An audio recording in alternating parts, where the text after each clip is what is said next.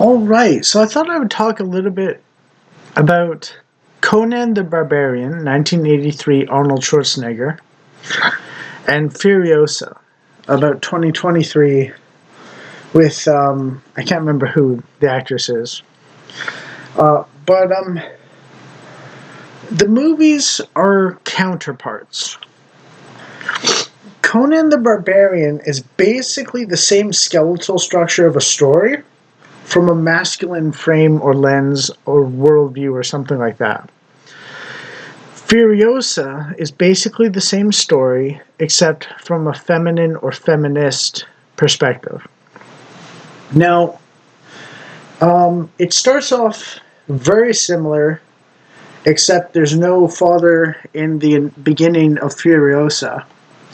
Um, and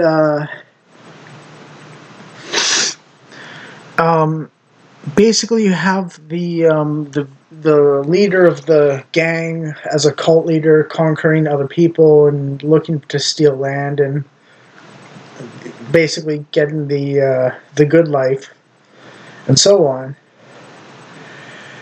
And he basically attacks the village, and the child is in danger, who becomes the lead protagonist, and so on. And the caretaker or caretakers try to fight them off, and the mother eventually dies, and that signifies the end of that chapter.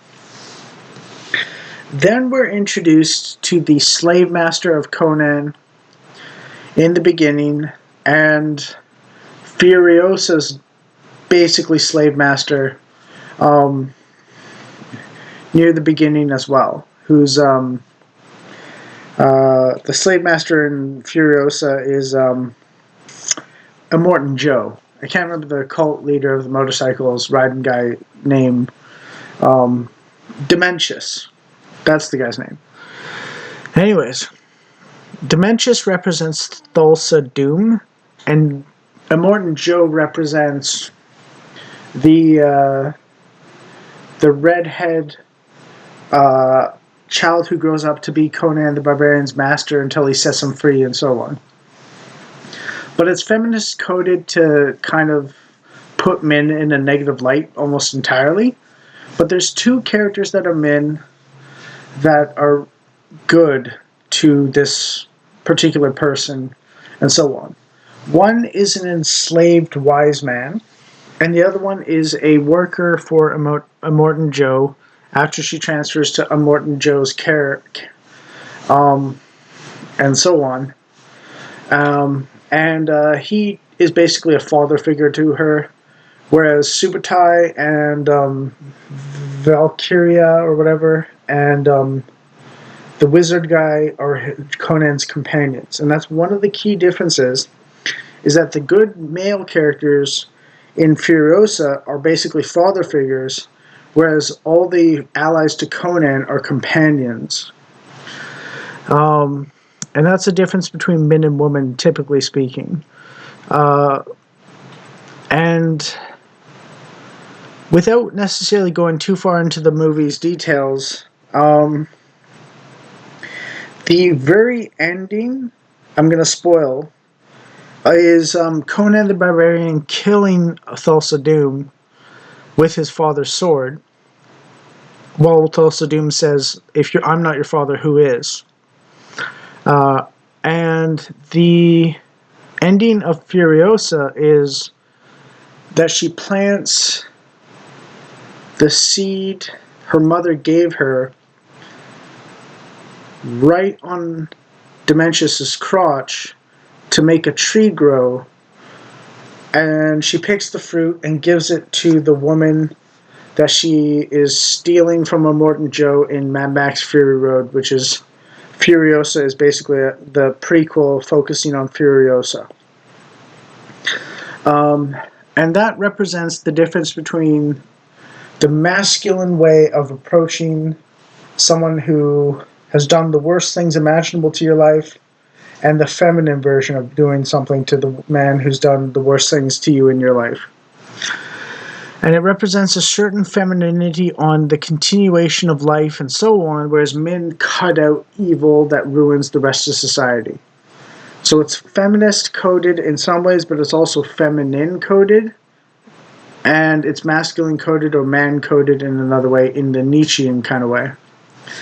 And Conan the Barbarian's quote is, "That which doesn't kill us makes us stronger," at the beginning of the movie. So it's definitely based on Nietzsche on some level. Whereas Furiosa is based on feminism. But they're roughly speaking the male and female focused and coded version of each other as counterparts. Furiosa is feminine or feminist, Conan the Barbarian, Nietzscheanism, and machismo.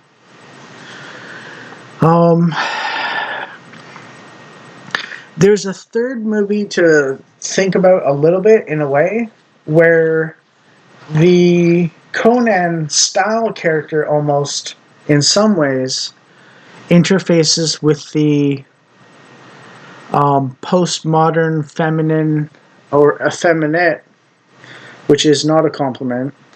Women can be feminine, men have to be effeminate, basically.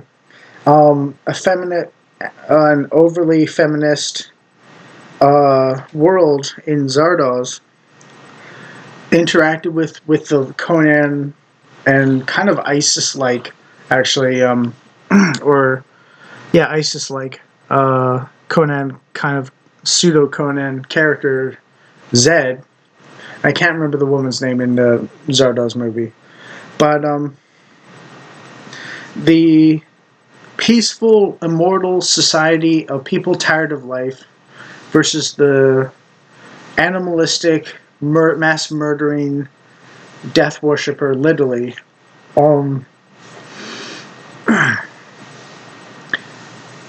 The ending of that one is that the leaders of both groups put aside their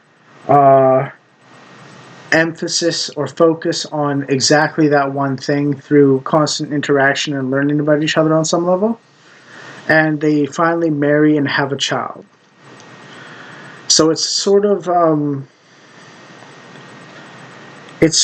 more realistic version of the Mad Max Fury Road and Furiosa, a Mad Max story version of things. And of course, Conan the Barbarian leads to Conan the Destroyer, and there's an element of that sort of redemption in the opposite sex, and moving on and building something out of the ruins of your tragedies and so on. And finding new people to associate with, and build something, and find some sort of centeredness, quite literally, with Zardoz, between the opposite poles of masculine and woman and feminine, let's say, dysfunction at times, into a united whole that forms children to continue society. And Conan's, he does it by rescuing a princess in the second movie and protecting her. And in Furiosa, she does it at the beginning of Mad Max Fury Road, which is the sequel made before the second movie, which is a prequel, in rescuing pregnant women from an abusive polygamous husband. And the one difference is that Furiosa leads into Mad Max Fury Road with a scene where she basically rescues them from the dungeon they're in. But it's obviously a reference to the rest of the Mad Max Fury Road movie and so on. And she feeds them all fruit from the tree that sprung out of Dementius's genitals, basically, from the seed she planted from her mother in the good place, as they call it, or something like that, or the green place. So Zardoz, Conan the Barbarian, Conan the Destroyer, Mad Max Fury Road, and Furiosa all touch on some key issues from a different lens relative to each other, and so on. Uh, the Conan series is Machismo and Nietzsche. The Mad Max or Furiosa movies are from a feminist or a postmodernist lens to some extent.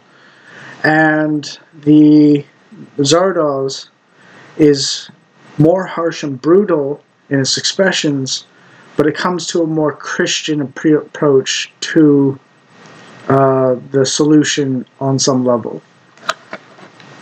I think. I might be a little off a little bit, but I mean, it's been a while since I've seen all these movies and so on. So that's my analysis, and I hope you appreciate it. And I watch all 5 movies basically with that in mind. Some of them, and by the way, one more thing about Furiosa, a Mad Max story. It's not unrealistic for a relatively athletic woman to be able to do what Furiosa does in that movie, basically. The one thing of her enduring enough suffering to tear her own arm off, which wouldn't be a surprise if you watched Mad Max Fury Road because she lost it. She doesn't have it in that movie.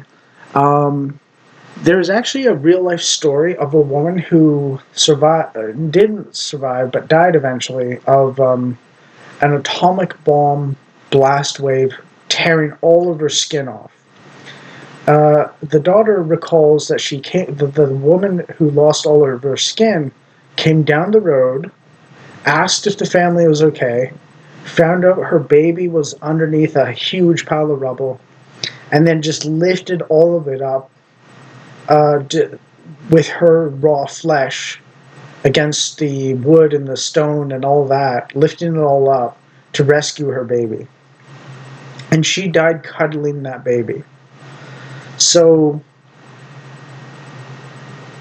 it's still not unrealistic for a woman to be able to rip her own arm off for self-preservation. So don't poo-poo the movie necessarily too much on the girl boss element too much, because it's actually surprisingly within the realm of possibility for a woman, and that's one of the things I noticed about it and so on. It's not actually like literal girl bossing of like a woman beating up 5 guys who are 3 times her size. It's basically a woman using peak feminist, peak womanly athleticism to fight men. And it's not, I don't think she ever matches up against a man toe to toe physically, except a guy who's already wounded or something like that. So it's like, or exhausted or something like that. So it's like, okay, And I didn't find that scene to be particularly damning of the movie or anything like that. It seemed about appropriate. So give it a chance. Don't hate it too much. I get that it's kind of feminist. I get that, but it's female coded, whereas Conan the Barbarian is male coded, and they're similar stories basically.